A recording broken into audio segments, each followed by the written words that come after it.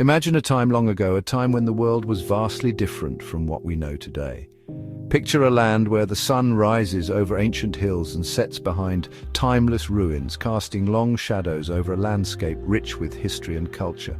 In this ancient world, people lived as families, tribes, and nations. They formed close-knit communities, bound together by shared traditions, beliefs, and a deep sense of belonging.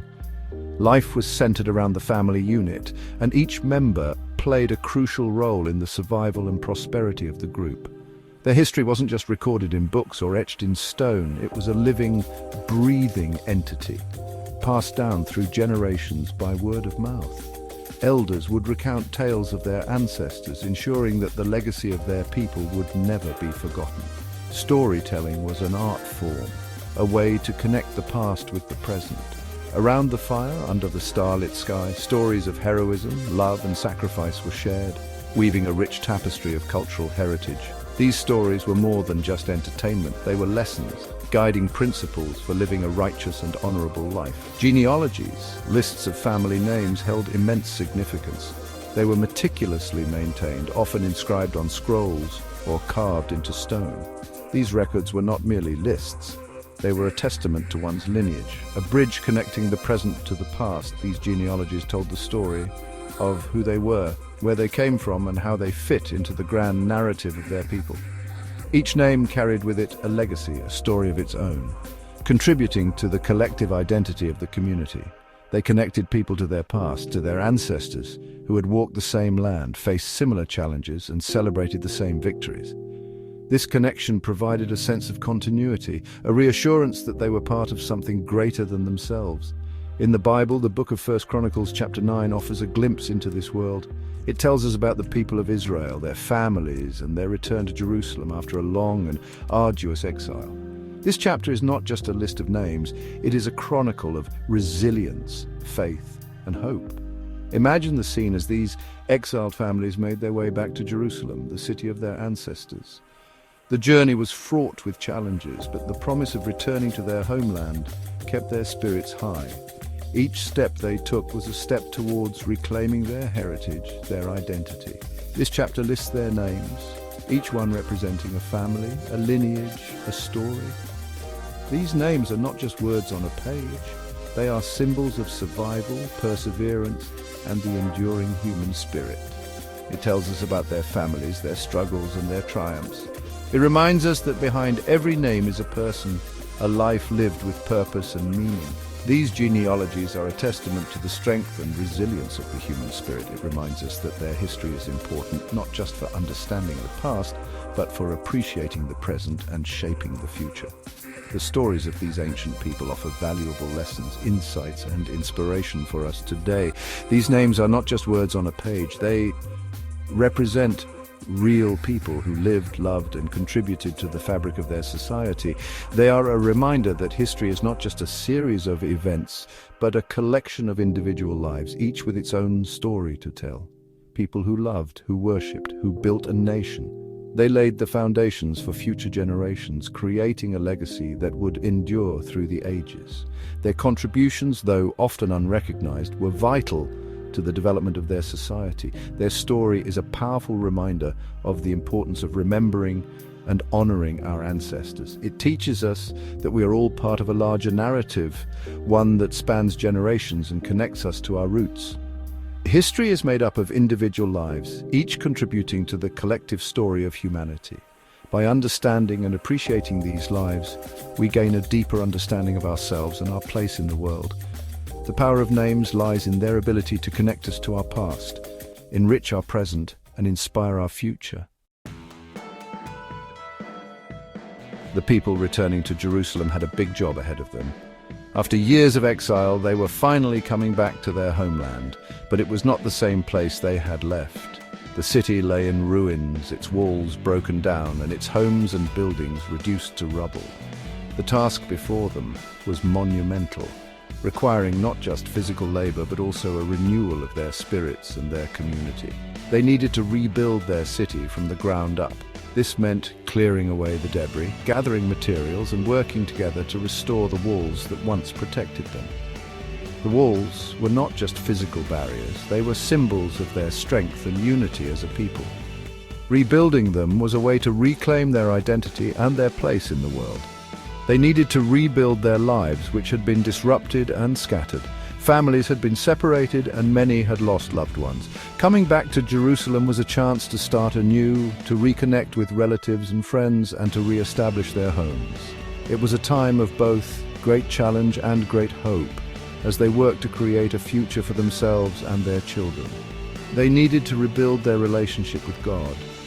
The temple, the center of their religious life, had been destroyed. Rebuilding it was a priority as it represented their faith and their covenant with God.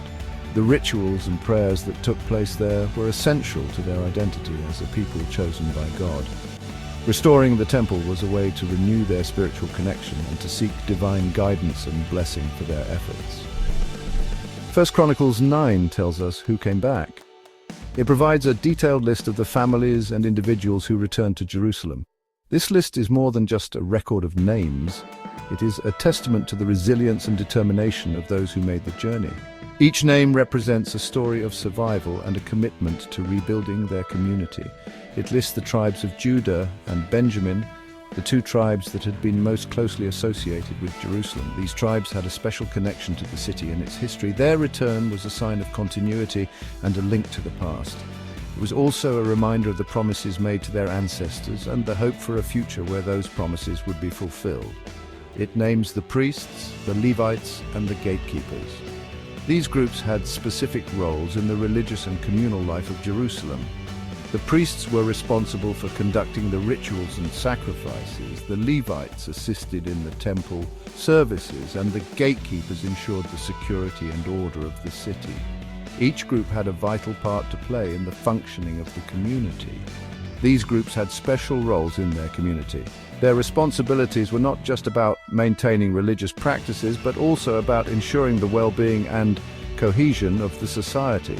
They provided leadership, support, and a sense of stability in a time of great change and uncertainty.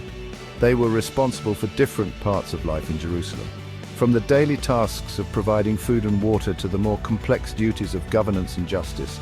Each person had a role to play. This division of labor was essential for the rebuilding process, as it allowed the community to function efficiently and effectively. This list is a powerful symbol.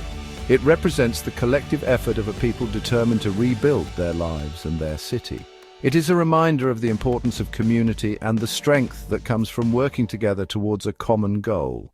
It shows how everyone came together, regardless of their individual backgrounds or personal histories.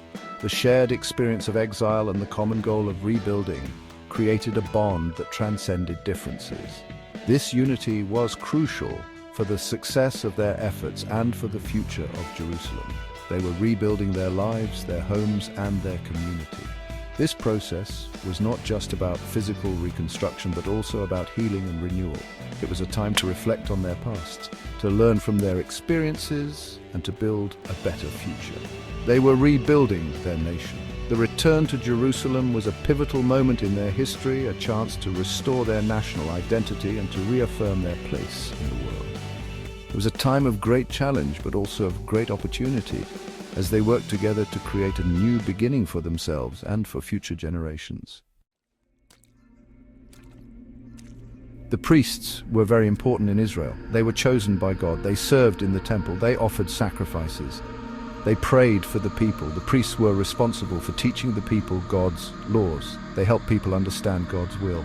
Their lives were dedicated to serving God. They helped others to do the same. The Levites were also set apart for God's service. They were helpers to the priests. They took care of the temple. They assisted with sacrifices. They also taught the people about God. The Levites played music. They sang. They helped make worship meaningful for everyone. They were vital to the religious life of Israel. Their service was essential. Gatekeepers had a very important job. They guarded the temple and controlled who could enter. They protected this sacred space. The gatekeepers made sure the temple was a place of peace. They kept it safe and ensured only those who were supposed to be there could enter. Their role was essential for maintaining order and holiness. The roles of the priests, Levites, and gatekeepers in ancient times were crucial.